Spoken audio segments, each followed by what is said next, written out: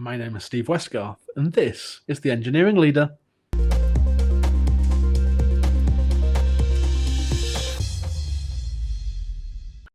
Today I'm joined on The Engineering Leader by Dario Incalza, CTO for Accounton and Lawren, where he manages the software and security teams that build and secure scalable platforms that digitize the way that accountants and lawyers work. Dario is a highly skilled, technical, hands-on strategist with expertise in cybersecurity and artificial intelligence. He enjoys coaching and steering technical teams to build highly scalable, intelligent, and secure systems. Dario, thank you so much for joining me on The Engineering Leader today.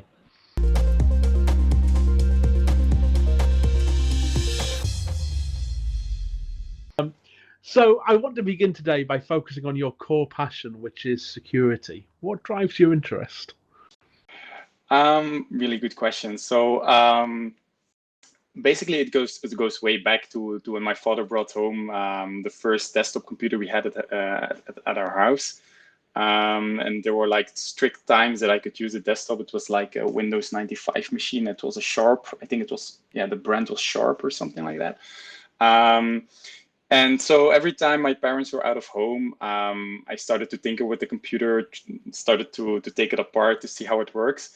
And I obviously wanted to bypass the password that my father had put on it. So that were my first attempts at trying to hack the damn thing to play my games, which was Minesweeper, by the way. And so I think that those were the first points in time that I was becoming interested in cybersecurity. And mostly now, I think for me, the major driver is that cybersecurity has a lot of impact on lives in general, on the safety of people, whether they're driving a smart car, whether they're doing their banking stuff online, or whether they're using medical devices that can be controlled through software or through hardware. I think cybersecurity plays a key role in managing the safety and quality of life of people in some sense. And I think the other main driver, the main interest for me is that it's just curiosity. It's like a small game, or the thrill of using a system otherwise than it was designed for, like thinking, what can I do otherwise with this system or with this software that the designers didn't think of, and can I turn it into some kind of benefit? That's the offensive part when I try to hack stuff, and the defensive part is, of course, you have to think of all the ways a hacker can attack your system and try to prevent that from happening, or at least lowering the risk. So it's basically that cat and mouse game between attacker and defender that also sparks my interest a lot. So I guess you would call yourself an ethical hacker, where you go about trying to find exploits or find ways into systems in order to draw attention to that vulnerability, or to help companies or your systems to be patched so that they are secure and effective for people to use. Do you spend a lot of time doing that? How long do you invest, and how much effort do you put into hacking systems and trying to get around various different protections that might be there? Yeah, that's correct. So in the past, I've done a lot of ethical hacking stuff. That's basically how I rolled into the industry. So during university, I already did my own research, mainly on Android security. So I was mostly focusing on hacking applications, mobile applications. And yeah, from there, I basically moved to a company called GuardSquare that builds mobile security solutions. And afterwards, yeah, that sparked my interest for going broader than only mobile apps and mobile security. So I went on into the financial service industry, where I was part of a team that did ethical hacking exercises at banks. But nowadays, the CTO role I have right now is it's quite day filling. So the time that is left, I try to spend it on bug bounty programs and choose interesting platforms or interesting apps that I take a look at and try to find vulnerabilities, or try to find a common vulnerability that might be implemented wrong on a lot of platforms. That's another approach I try to look for. But in my day job, it's mostly the defending part. I'm also CTO, so also responsible for the cybersecurity at our platform. So I guess security is something that quite often engineers and companies very easily get wrong. Why do you think it's important for engineers in particular to take a security first approach when building applications? Yeah, it's a good question. I think in general, the engineers, I spend a huge amount of time on trying to get and keep everybody aligned on the mission and the vision of the company, and that inherently means that you want to keep that competitive edge. And I think security engineering gives a company that competitive edge, especially in this day and age where a lot of security breaches happen. A lot of companies get basically impacted by security breaches regarding their image, or regarding companies that go out of business due to a certain security breach. So I think security engineering gives a company a competitive edge, and I think the engineers play a pivotal role in that because they are close to the logic, close to the system, and they understand the threats and implications that even security teams necessarily don't fully understand. Certain complex logic flows or certain complex deployment flows. So in that regard, I think the engineers are the front line in terms of security, and they need to get the tools and the knowledge to a certain degree that they can do like security first aid on the battlefield, to say it with an analogy. And I guess, security breaches have been much more front and center of the news in recent years. I mean, some, immediate ones that spring to mind are things like the TalkTalk breach that happened a few years ago. There was a thing with Tesco a couple of years ago. I think Boots had an incident a couple of years ago. And, these things are getting a lot more media coverage. It's very much in the press. But still, I think within companies, there's still a mentality, well, that will never happen to us. Or, really, what's the likelihood of that happening? And one of the challenges that we have, certainly within my teams, is you might be trying to deliver a new feature or a new product, or something which is delivering business value, and actually trying to explain to a product manager that no, actually we need to deal with this thing over here, which is not generating any revenue, but will protect the organization, or will make sure that we are making sure we're looking after our customers' data in the best possible way. It's sometimes really difficult to get people to prioritize some of those things because it's not necessarily attached to a growth business case or generating revenue. How have you had experience of maybe selling some of those things to people inside your own organizations? Yeah.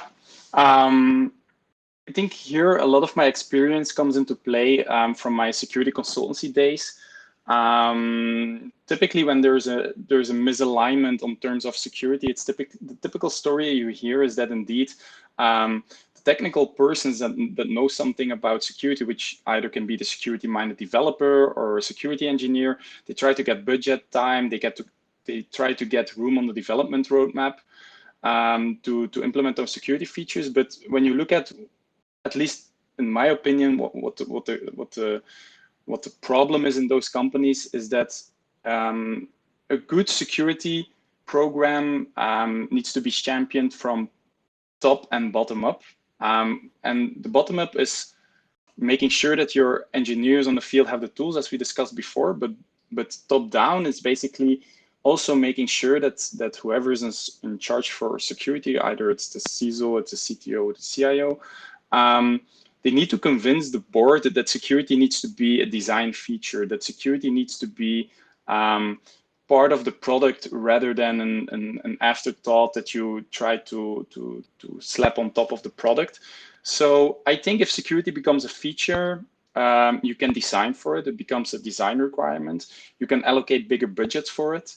And that's also a way to trickle down those objectives to the teams. Also on product, that if they understand that security is a product feature and certain security controls are part of a certain package or subscription, that gives more incentive and gets the teams more aligned that there might be a better way to prioritize those things and get more attention for implementing security controls. I think one of the issues is that so much of this comes down to attitude to risk.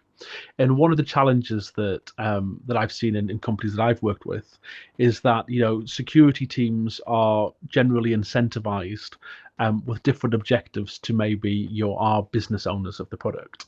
So from a security standpoint, the most secure system is going to be a one that nobody uses, right? Because there is no risk; it's totally secure. But that doesn't work in the real world. We do actually need to have customers and users leveraging our systems and using our technology. So security will articulate the risk and will say, okay, so this is here, this is the vulnerability, this is the issue, this is the way you should do it.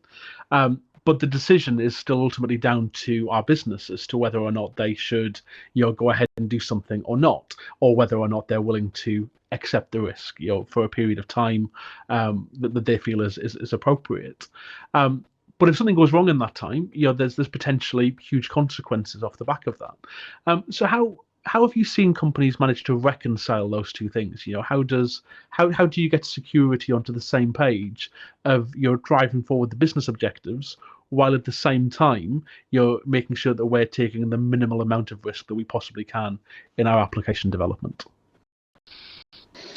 That's a really good question. I think it's a constant balance. I think something important you already mentioned, which a lot of companies still have struggle with is trying to define their risk appetite. A lot of companies, even mature companies, they have a sense of what they want to protect. They have a sense of what risk they are running with the business, but it's still not translated into like a thorough risk management framework that allows you to reason about the impact of certain security controls or certain vulnerabilities not being patched. So that's the first thing I want to manage there. And indeed, I think the best way to improve that is, I think again, you need to have buy-in from upper management. It needs to be a clear design choice. You need to design, you need to engineer for security.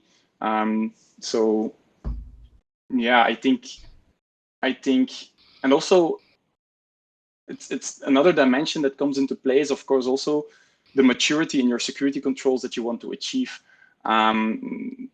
Typically, there are some quick wins, some low-hanging fruits that you can do in terms of security, but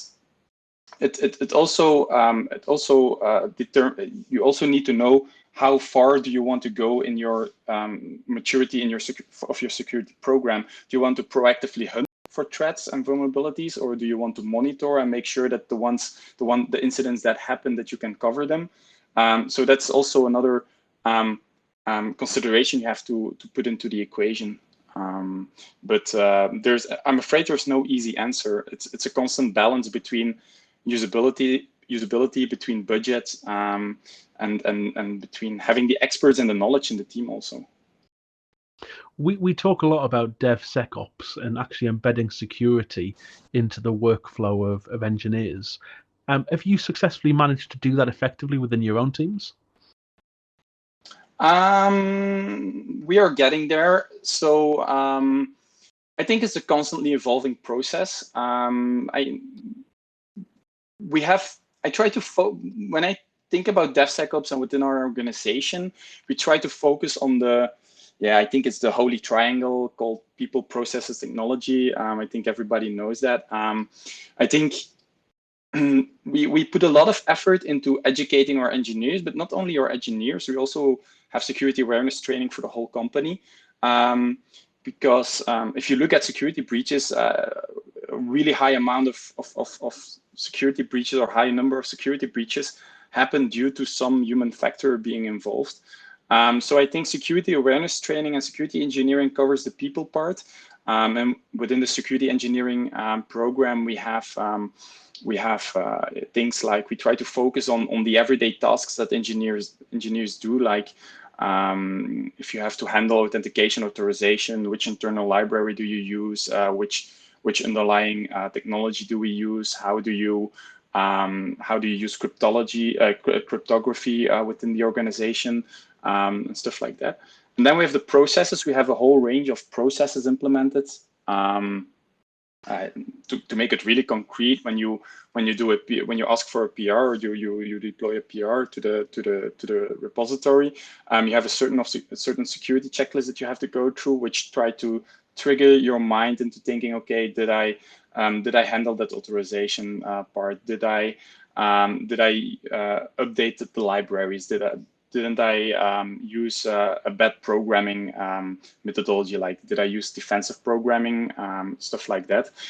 And then, of course, the technology part, which is a huge deal on which we focus our DevSecOps, and we have a lot of different layers, because, of course, there's no silver bullet between engineers writing code and deploying that code into production and having no vulnerabilities implemented or introduced along the way. So we have a lot of different tools at different stages to try to tackle different threats and make sure that we have a certain risk level that we're comfortable with. Yeah, that's mostly how we organize our DevSecOps process. Does much of this not just boil down to good automation, with tools in your pipelines that make sure that vulnerabilities are detected as early as possible in the development flow? Yes, indeed. So the thing you mentioned is very important, I think, as early as possible in your development process. So basically, you shift your security left. You try to get it at the root, and you have different systems, automated systems along the way to catch that. But while I think the majority of a DevSecOps can be automated, you have a lot of tools that they are getting also smarter today, but there's still some security testing that I would say is required. There's still a human effort in there. You still need to do pen testing. I would still advise an external ethical hacking exercise, even if you have a really mature cybersecurity program. You can start looking at bug bounty platforms, because there's still a great deal of vulnerabilities and race conditions that tools can have a hard time detecting in an automated way. So I think I think to conclude, it's like, I would say the 80% can be automated. You can catch low-hanging fruits. You can implement secure processes with automated tools, but there's still like a layer of vulnerabilities or certain complex race conditions that can only be tested by a human operator, I think. And one of the ways that I think some organizations would challenge is, as we start to move towards CI/CD and your continuous integration, continuous deployment, literally developer presses your commit, and within a short period of time, their code is automatically deployed into production. Sometimes there isn't the time to do some of those manual checks, to have a pen test every time we're doing a deployment into production. I mean, if you've got potentially thousands of releases going out every day with your very small increments, you haven't done a pen test before every release goes into production. From your point of view, what would you consider is good practice to make sure that you are doing regular manual testing, but also taking advantage of your modern development techniques like CI/CD? Yeah, I think that's a good point, because indeed, pen testing, it's a snapshot. It's when you do pen testing at that point in time, you're sure that whatever, or you can at least be to a certain degree sure that whatever is being uncovered at that point is the snapshot or the truth that you can see. If an engineer at a later point in time changes a single line that might introduce a vulnerability, then your pen test didn't catch it, and if you don't do a pen test again, you won't find it. So I think there are some CI/CD automation tools that you can certainly use. If I look at our own organization, the best practices that we do, it's not even a tool. It's like, for me, good software practice is code reviewing. So we have a certain permission model when which people can push and when a code review needs to happen. And in the code review within our security engineering training, I try to emphasize on the fact that the code review also should take into account security minded, like a security mindset. When you look at the when you look at the code, it's tied to the security checklist we have. So that's basically the human element. That's a fellow engineer that looks at your code also with a security mindset. But then you also have tools that do a great job at catching those low-hanging fruits. In our particular, like the SAS tools, the static code analyzer tools, like Snake, for example, or we use SonarCube also. Those are tools that help us in catching certain coding practices and alerting them, and even I'm a big fan of Snyk because it even does PRs for outdated libraries that have a certain security vulnerability, so you can keep up to date on the libraries there. So those are things that we try to put in our DevOps process, also together with writing security-oriented integration testing. So before we push to production, a lot of integration testing is done, and a lot of a considerable amount of those integration testing are security-oriented, and so those things at this point I think do a good deal at managing our security posture before pushing to production. And how much do you think that the move to the cloud in recent years has impacted our approach to security? I mean, I guess back in the day, we'd have probably had the great firewall, and that was kind of the way everybody kind of approached security. Now, I mean, that just doesn't work in the modern age, right? But there are still organizations that try to take that approach. Yes, indeed. I think the move to the cloud, it's a two-sided sword for me. The negative side is that if you want to do an effective security architecture in the cloud,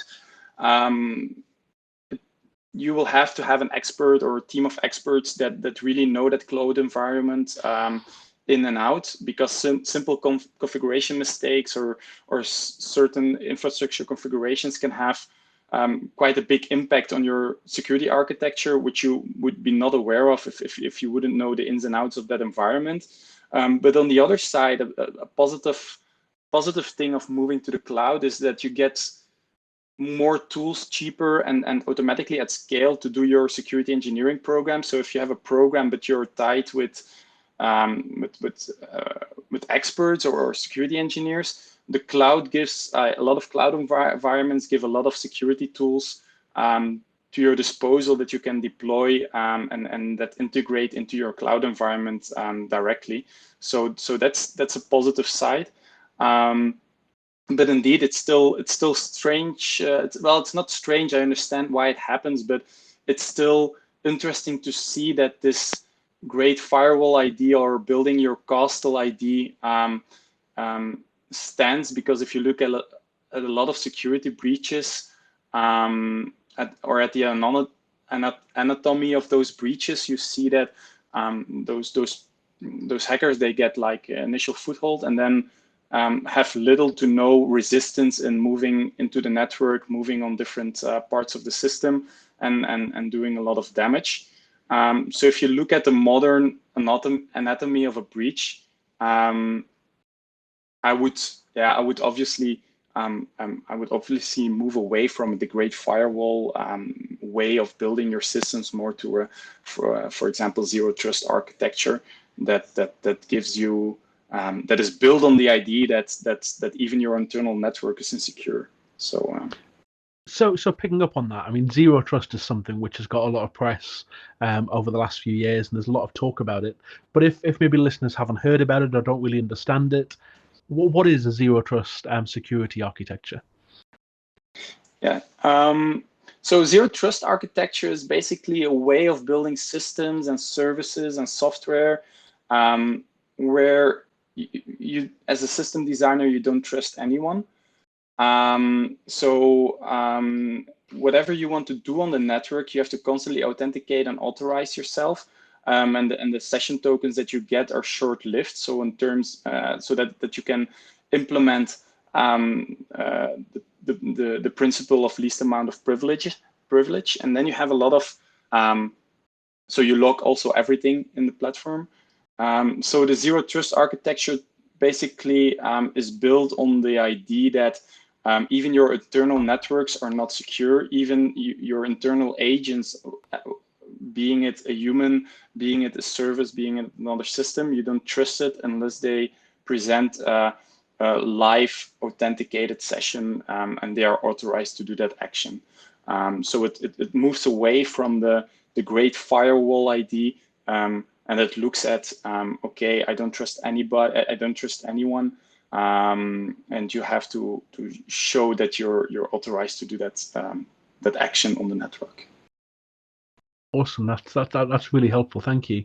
And you're putting your CTO hat on for a second. So you are CTO of 2 companies currently. So obviously you're interfacing at a board level. You're interfacing with senior leadership, senior management on a daily basis.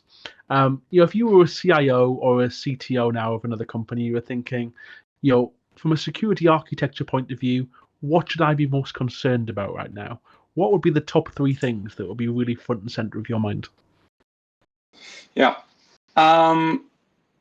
So when I joined the companies a year ago, the first thing I did, and the first thing I think, if a CTO or CIO that is hearing this that hasn't done it already, the first thing I would do is that you assess the security maturity.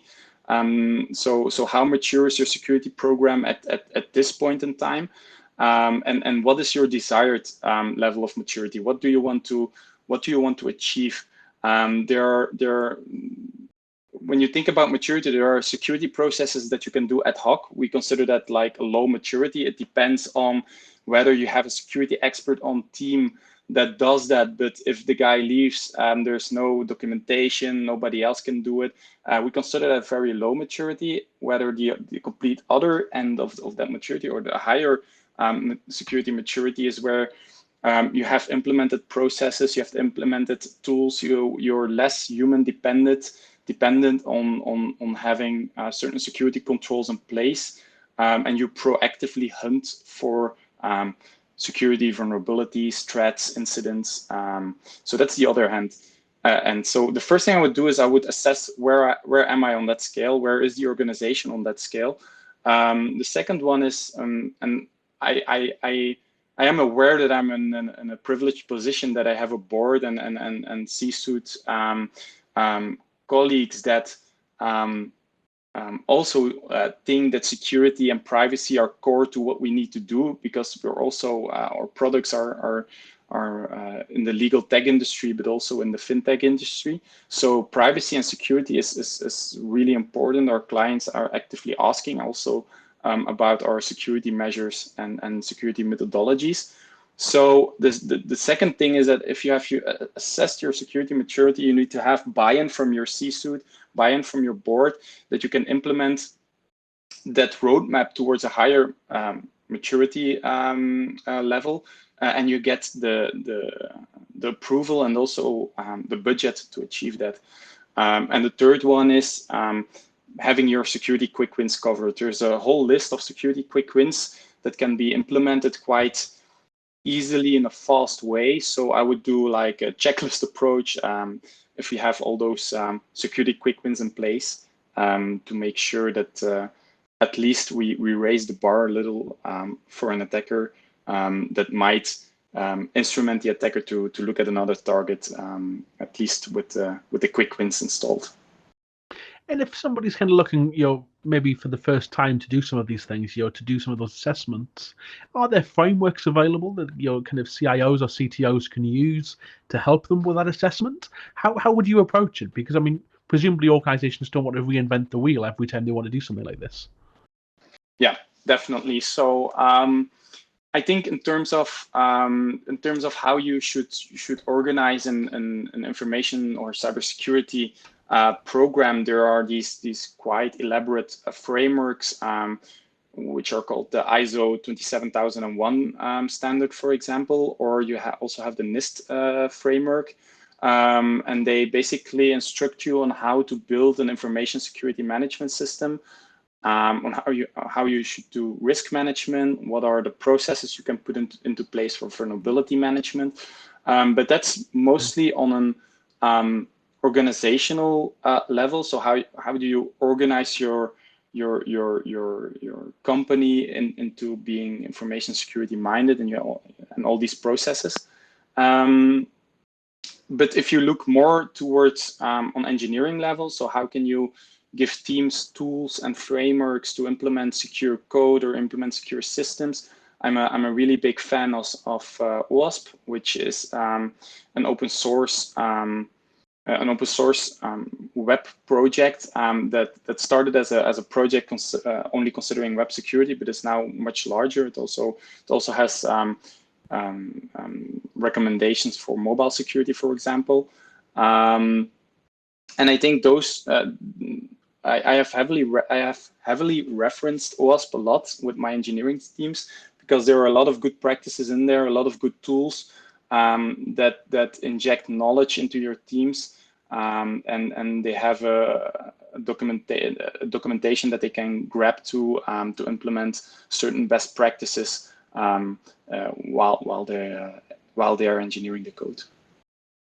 Cool. So I want to turn our attention to talk about your career. So I mean, you've come from a very technical background, where you were an engineer. You're obviously from a security background. You've got a huge amount of skill and experience in that space. And you've worked up through your career. You're now a CTO, and I mean, there's a big journey to go on between entry-level engineer and where you get to as a CTO.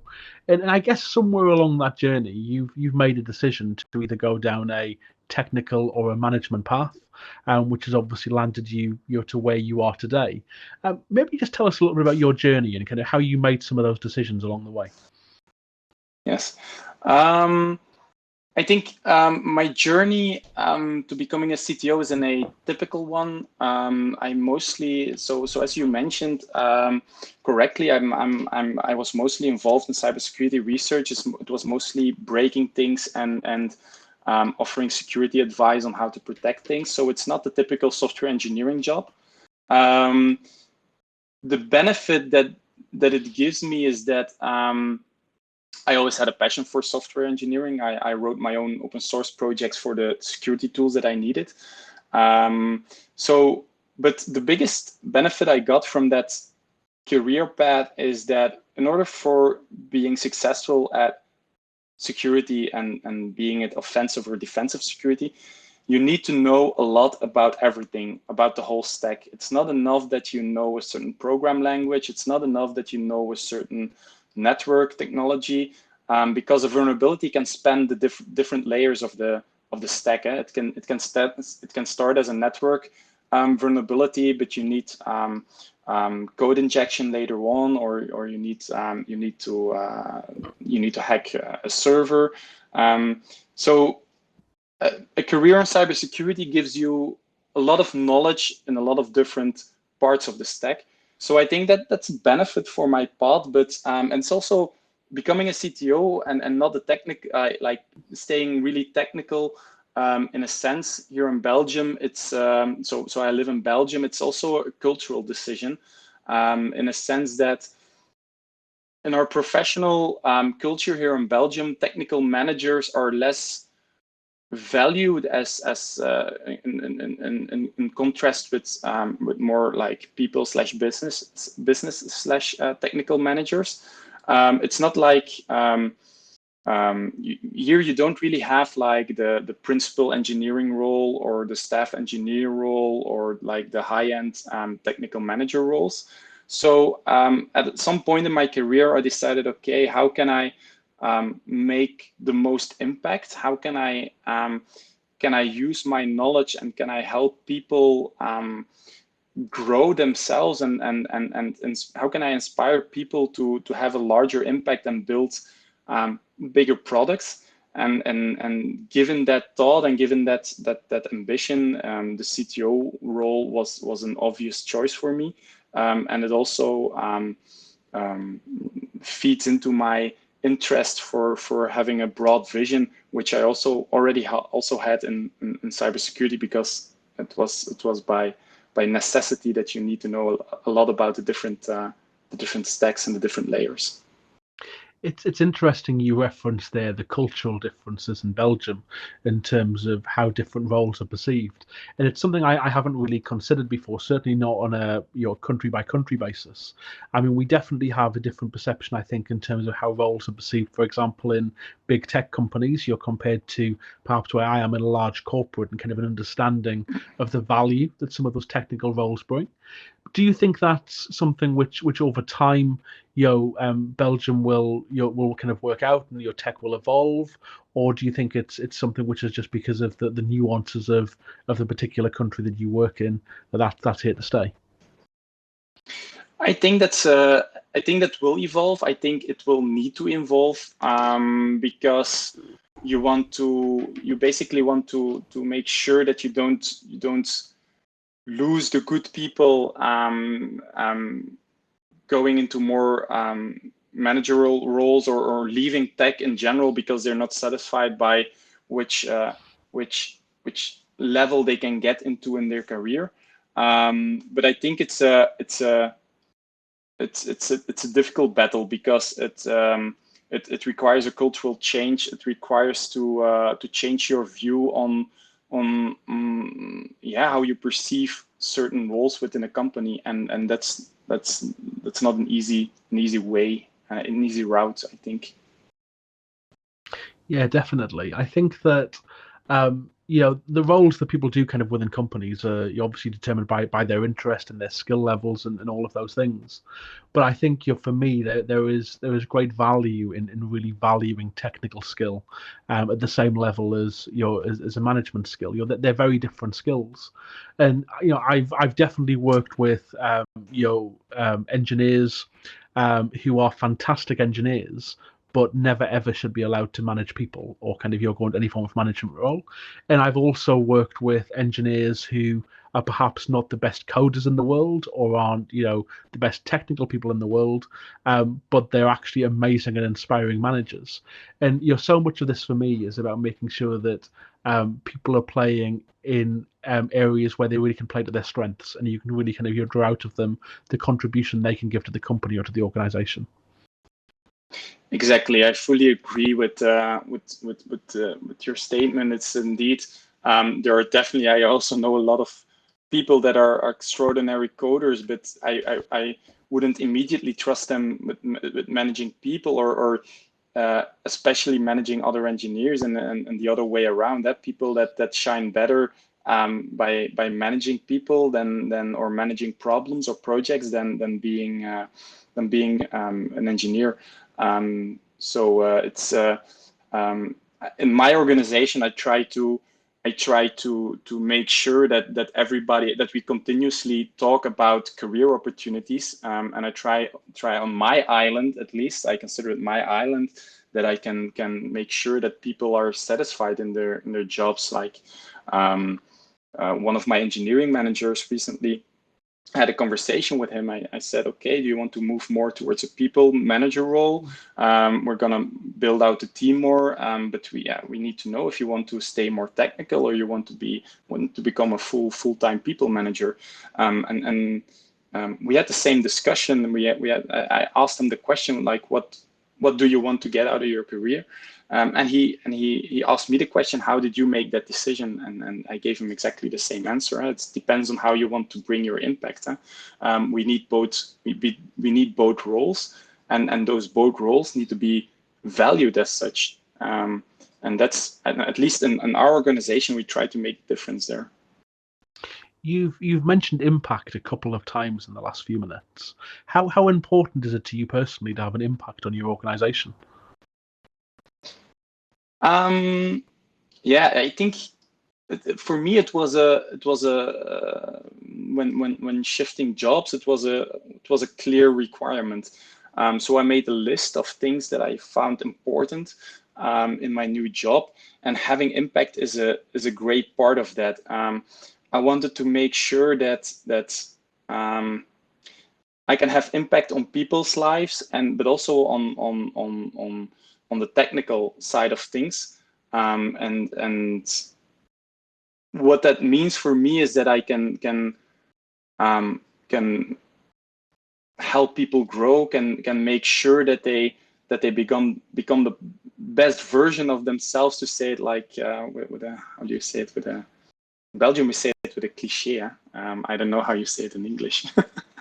But at least yeah, to say it like with something that everybody says in the same way. But at least I try to yes, have impact on people and our product and our organization, and that was a very big part of my job search. And I guess you've, as you've kind of went through your career, you've had the opportunity to really impact kind of your people's lives, people you've worked with, or be it colleagues, be it engineers, but also people who've used your products and have benefited in some way from the things you've worked on. What would you say is your proudest achievement so far in your career? Oh, that's a tough question. I think the proudest one was, and especially it's never a one-man job. It was a couple of months ago. We had so we're scale up, to give some context. So for us, it's important that we can move quickly on big opportunities. So a couple of months ago, we had a big client that came with a request. If we could build a larger, like quite a big feature into the platform, and we managed to do that on a couple of months, where we thought it would take at least half a year or a year, and it was all due to I credit it to the team, and I think, in my recent memory, that was one of the moments afterwards. I had like the feeling of achievement. Okay, we could deliver something beyond expectation, and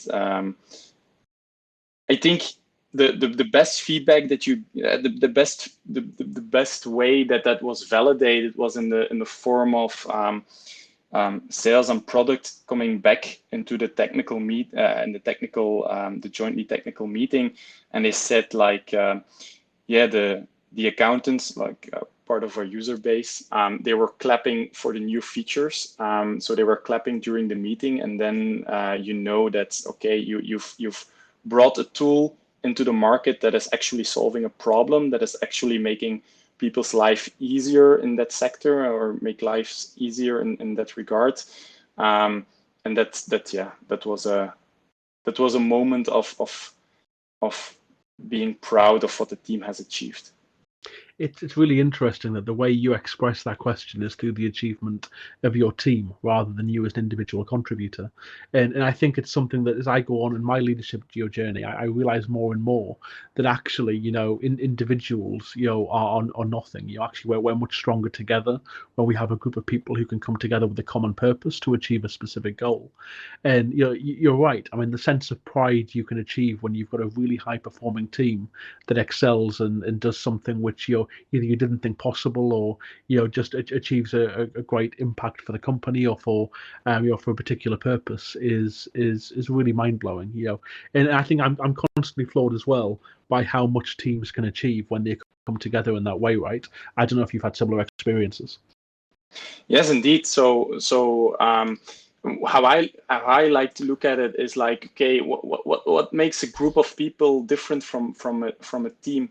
And a group of people, those can be really high technical, really high achieving people, but if they don't work as a team, they have less chance of getting to good results. Whereas if you have a team where people know each other's strengths, know each other's weaknesses, where you can help people getting to that next level in their career, and knowing what they're good at, and making sure that they are in a comfortable, safe position to do their job.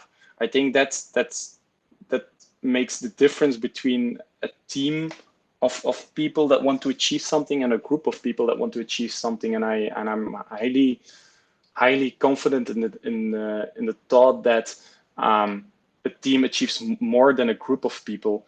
And I'm constantly aware that a lot of what we do here wouldn't be possible by individuals in a group. It's only possible because we make sure that people get into that position that they can shine, basically, and they shine together. And so that's also how I when I talk with my team, it's like, I'm here to make your life easier. I'm here to make sure that you can do your job to the best of your ability. If that means I need to mentor you, or if that means you need outside technical training, if that means you need more time off so that when you can come back, you focus better on work. Whatever it is, it's my job to make their life easy, safe, and an environment where they can perform, basically. Yeah, definitely. I mean, it's something I also think about. In my own organization, as a leader, you are there to allow people to do the best work of their careers. And actually, I have no higher purpose as a senior manager than actually enabling other people to do great work.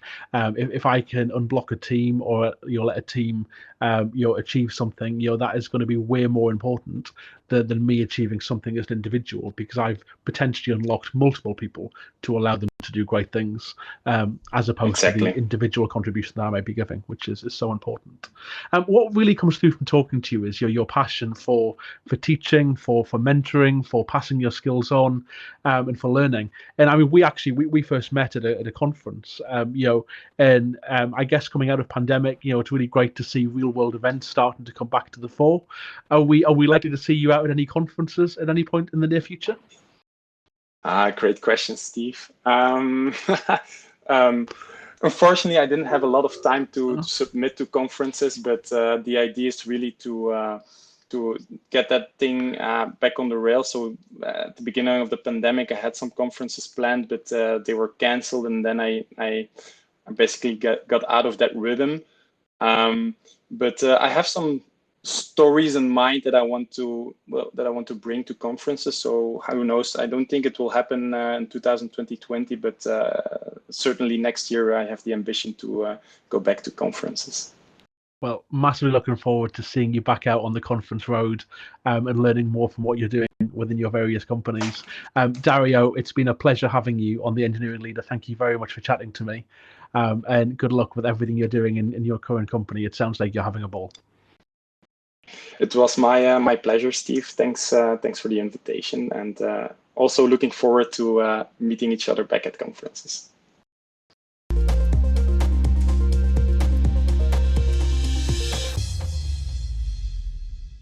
Cybersecurity is really only something you think about when something goes wrong. Talking to Dario today reminded me of the importance of putting security strategy right at the heart of your engineering organization. I really hope you enjoyed the Engineering Leader today. Remember to keep spreading the word about the podcast, and also let me know what you think by searching Steve Westgarth on LinkedIn or find @SteveWestgarth on Twitter. Also remember, you also write bad code. If you disagree, you may as well switch off.